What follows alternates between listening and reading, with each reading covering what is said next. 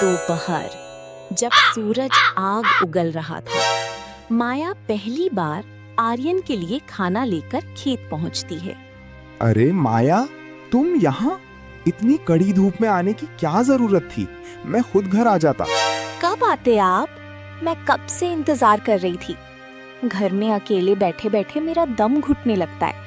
मैंने सोचा इसी बहाने बाहर की हवा भी लग जाएगी और आपको खाना भी मिल जाएगा। मुझे घूमना फिरना पसंद है आर्यन, इस कैद जैसे घर में रहना नहीं। दोनों बातें कर ही रहे थे कि तभी घोड़े पर सवार जमींदार विक्रम सिंह की नजर माया पर पड़ी। वो उसे देखता ही रह गया। उसकी आंखों में हवस और लालच की चमक साफ देखी जा सकती थी। वाह, इस मामूली मजदूर के पास इतनी अनमोल रत्न जैसी पत्नी। इसने तो इसे अब तक दुनिया से छुपा रखा था। इतनी सुंदरता तो मेरे महल में भी नहीं है। ये हीरा इस कोयले की खान में क्या कर रहा है? इसे तो मेरी रानी होना चाहिए। अरे आर्यन, काम छोड़कर यहाँ गप्पे मार रहे हो? और ये सुंदर महिला कौन है? तुमने कभी मिलवाया नहीं? जी मालिक, गुस्ताखी माफ हो। ये मेरी पत्नी माया है। आज काम ज्यादा था तो ये खुद ही खाना लेकर चली आई। अच्छा, तो ये बात है। वैसे आर्यन, अपनी पत्नी को घर में बंद करके मत रखा करो, इसे बाहर घूमने दिया करो। हमारा इलाका भी तो देखिए। माया जी, ये सारा खेत, ये हरियाली सब हमारी ही है। आपको कभी कुछ चाहिए हो तो बेझिझक महल चली आना। आखिर आर्यन हमारे अपने परिवार जैसा है। जी नमस्ते मालिक, आपका बहुत शुक्रिया। आर्यन हमेशा आपकी तारीफ करते हैं कि आपकी वजह से ही हमारा घर चल रहा है। अरे धन्यवाद कैसा, हम तो तुम्हारे अपने ही हैं। आर्यन, तुम खाना खाओ, मैं निकलता हूँ। कुछ दिन बीत गए। विक्रम सिंह के दिमाग में माया का चेहरा बस गया था। उसने एक योजना बनाई और आर्यन को अपनी जन्मदिन की दावत पर बुलाया। आर्यन अपनी पत्नी माया को लेकर जमींदार की आलीशान हवेली पहुंचा। हवेली की चकाचौंध देख माया की आंखें फटी की फटी रह गईं। आर्यन, इतना बड़ा घर, इतनी चमक धमक, काश हमारा भी ऐसा ही छोटा सा महल होता। यहाँ रहने का एहसास ही कुछ अलग होगा। माया, हम गरीब लोग हैं, हमें इन सपनों से दूर रहना चाहिए। तभी विक्रम सिंह वहां आता है और अपनी चाल चलता है। आर्यन, तुम आ गए? देखो, अभी खबर मिली है कि खेत का पानी का पाइप फट गया है। तुम फौरन जाओ, वरना सारी फसल बर्बाद हो जाएगी। जी मालिक, मैं अभी जाता हूँ। माया, तुम घर चलो। अरे नहीं नहीं, माया जी को क्यों भेज रहे हो? अभी दावत शुरू होने वाली है। तुम काम निपटा कर आओ, तब तक माया जी यहाँ आराम करेंगी और खाना खाकर ही जाएंगी। इनकी चिंता मत करो, मैं हूं ना, हम तो अपने ही हैं। आर्यन खेत चला जाता है। विक्रम सिंह को मौका मिल जाता है। वो माया के पास जाता है। माया जी, आप इस मामूली सी साड़ी में यहाँ अच्छी नहीं लग रही। आप तो खुद एक रानी जैसी हैं। आपको तो जरी वाली साड़ियाँ और सोने के गहने शोभा देते हैं। क्या करे मालिक, हमारा नसीब ही ऐसा है। आर्यन तो 2 वक्त की रोटी बड़ी मुश्किल से ला पाता है, गहने कहाँ से लाएगा? नसीब बदला जा सकता है माया। मेरी पत्नी को गुजरे 5 साल हो गए। कमरे में उसकी कीमती साड़ियाँ और जेवर धूल खा रहे हैं। तुम जाओ और जो पसंद आए पहन लो। मैं तुम्हें इस गरीबी में नहीं देख सकता। पर मालिक, मैं आपकी पत्नी के कपड़े कैसे? माया कमरे में जाकर कीमती साड़ी और गहने पहन लेती है। आईने में खुद को देखकर वो अपनी गरीबी को भूल जाती है और आर्यन से नफरत करने लगती है। जब आर्यन काम से वापस आता है तो माया को बदला हुआ देखकर दंग रह जाता है। माया, ये सब क्या है? तुमने ये महंगी साड़ी और जेवर कहाँ से लिए?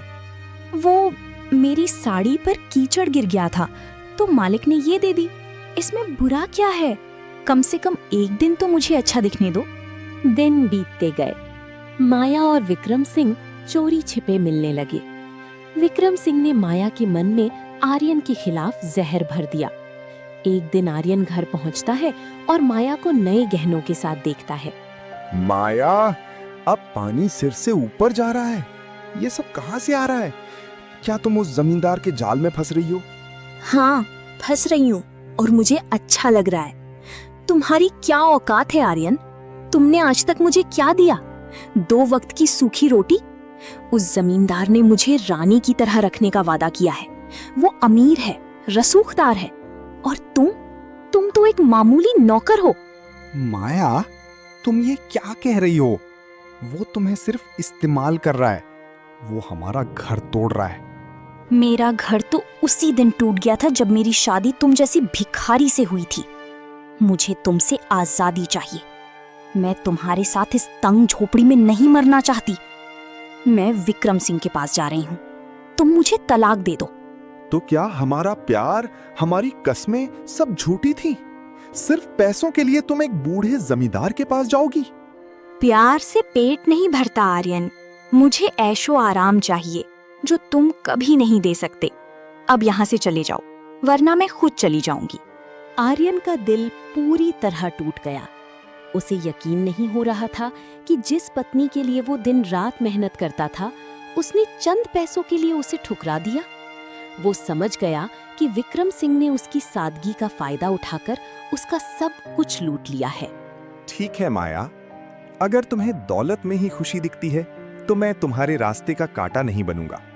पर याद रखना, जो रिश्ता पैसों की नींव पर टिकता है वो कभी सुख नहीं देता। अपने ही घर से बेदखल और अपनी पत्नी माया के विश्वासघात से छलनी होकर आर्यन गांव की पगडंडियों पर बदहवास चला जा रहा था। उसके पास न रहने को छत थी, न खाने को निवाला। उसके कानों में अब भी माया के वे कड़वे शब्द गूंज रहे थे, तुम्हारी औकात क्या है। चलते चलते उसके पैरों में छाले पड़ गए थे और प्यास से गला सूख कर काटा हो गया था। कई दिनों तक भटकने के बाद वो एक अनजान राज्य की सीमा पर पहुंचा। तभी उसकी नजर रास्ते के किनारे पड़ी एक गाय पर पड़ी।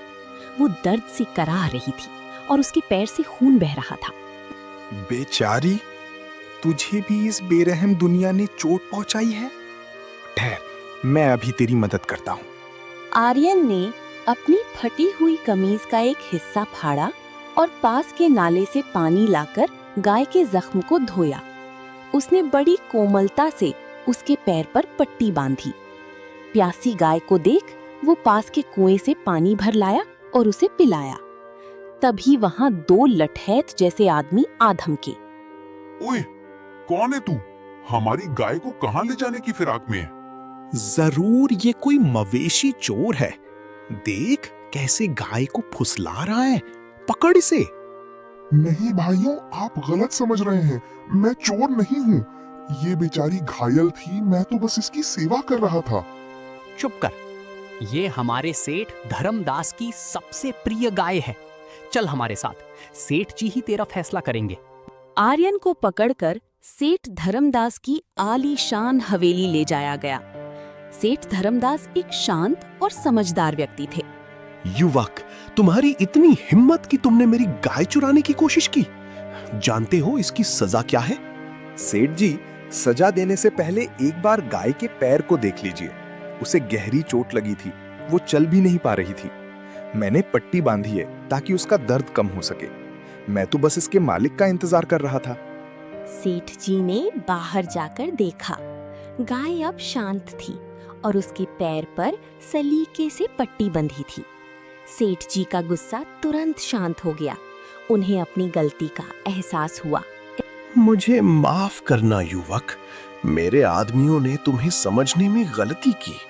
तुम तो एक नेक दिल इंसान हो। तुम्हारा नाम क्या है और तुम कहाँ जा रही हो? मेरा नाम आर्यन है सेठ जी। कहाँ जा रहा हूँ ये तो ईश्वर ही जाने। मेरा अब इस दुनिया में कोई नहीं है, बस काम की तलाश में भटक रहा हूँ। आर्यन, आज के जमाने में इंसानों को इंसान की फिक्र नहीं होती और तुमने एक बेजुबान के लिए इतना कुछ किया। आज की रात तुम यहीं रुको, खाना खाओ और आराम करो। उस रात आर्यन को 56 भोग परोसे गए। इतना स्वादिष्ट खाना देखकर आर्यन की आंखों में आंसू आ गए। उसने भरपेट नहीं खाया, बल्कि आधा खाना बचाकर एक पोटली में बांध लिया।